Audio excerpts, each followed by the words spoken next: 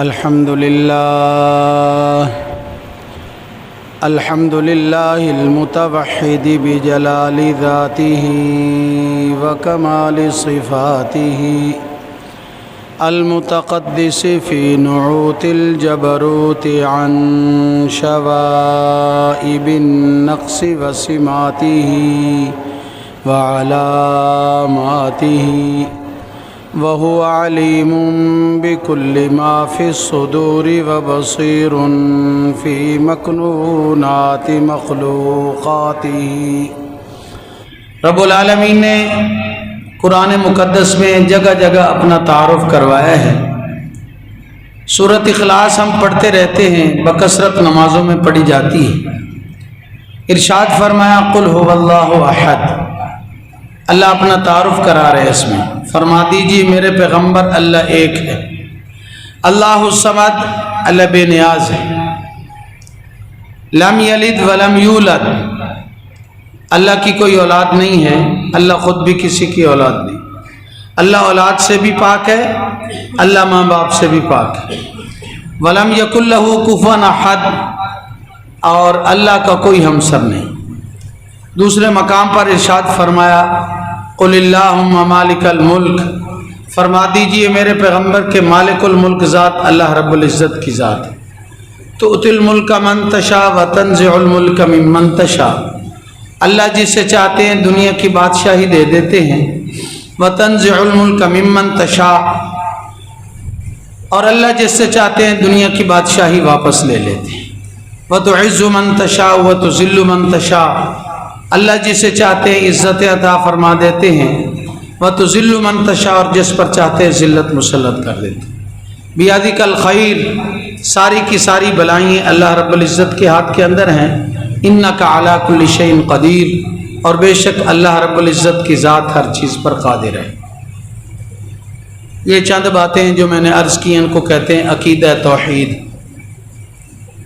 عقائد میں سے سب سے پہلا نمبر عقیدہ توحید کا ہے۔ آمنت باللہ، میں اللہ پر ایمان لے آیا، وملائکتہ، پھر دوسرے عقائد ہے اس کے فرشتوں پر ایمان لے آیا، وکتبہ، اس کی کتابوں پر ایمان لے آیا، ورسلہ، اور اس کے رسولوں پر ایمان لے آیا، والیوم الآخر، قیامت پر میرا ایمان ہے، والقدر خیرہ وشرہ من اللہ تعالی، اچھی تقدیر ہو یا بری یہ اللہ پاک کی طرف سے ہوتی ہے، والبعث بعد الموت، اور موت کے بعد اٹھائے جانے پر میرا ایمان ہے۔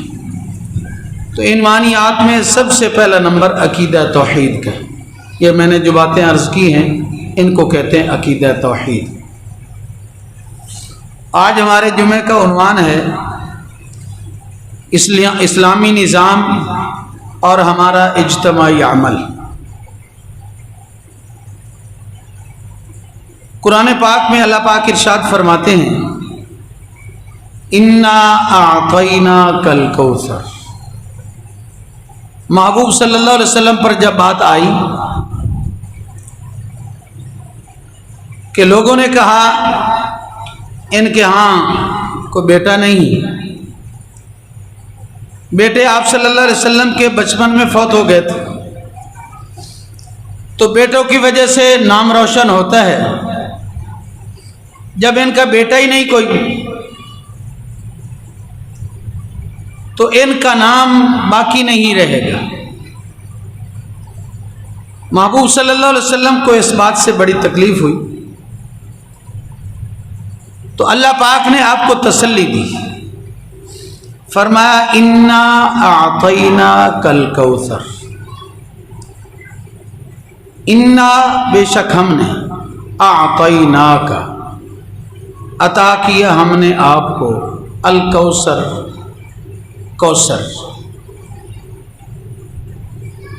ان شانئک فصل لربک وانحر، آپ کے ذمہ دو کام ہیں، نماز پڑھیں اور آپ قربانی کریں۔ ان شانئک هو الابتر، بے شک آپ کا دشمن وہ دم کٹا رہے گا، اس کا نام و نشان نہیں رہے گا، آپ کا نام زندہ و جاوید رہے گا، آپ کے دشمن وہ دم بریدہ ہوں گے، ان کا نام لینے والا کوئی نہیں ہوگا، آپ کے نام لینے والے بڑے ہوں گے۔ اور فرمایا انا اعطیناک، بے شک عطا کیا ہم نے آپ کو الکوثر۔ ایک معنی مفسرین نے حوض کوثر دی، اور ایک معنی یہ کیا ہے خیر کثیر۔ خیر اور کثیر دو باتیں، خیر بھی ہوگی، ہمیشہ خیر ہوگی، اور خیر کثیر ہوگی۔ آپ کے نام لیوا بڑے ہوں گے، آپ پریشان نہ ہوں۔ حضور اکرم صلی اللہ علیہ وسلم کے ذمے اللہ پاک نے دو کام لگائے، فصلی لی ربک، اور دوسرا کام ونحر۔ آپ اپنی پیشانی کو رب کے سامنے جھکاتے رہیں، آپ نماز پڑھتے رہیں، ونحر اور قربانی کرتے رہیں۔ بظاہر تو قربانی کی جاتی ہے ذی الحجہ میں، لیکن قربانی ہر وقت جاری ہے۔ اپنی خواہشات کی قربانی دینا،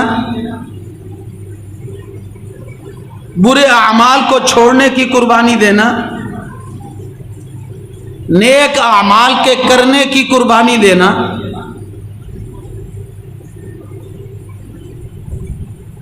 اور اسلام کا جو نظام ہے وہ سارا کا سارا خیر کثیر ہے۔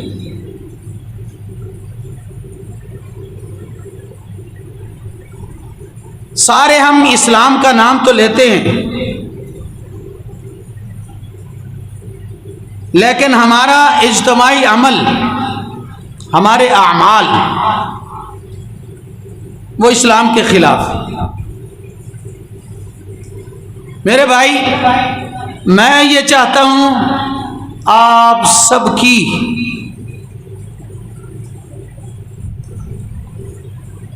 تربیت ہو جائے۔ آپ یہ چاہتے ہیں مولوی صاحب کی تربیت ہو جائے، ہم ایک دوسرے کی تربیت میں لگے ہوئے ہوں،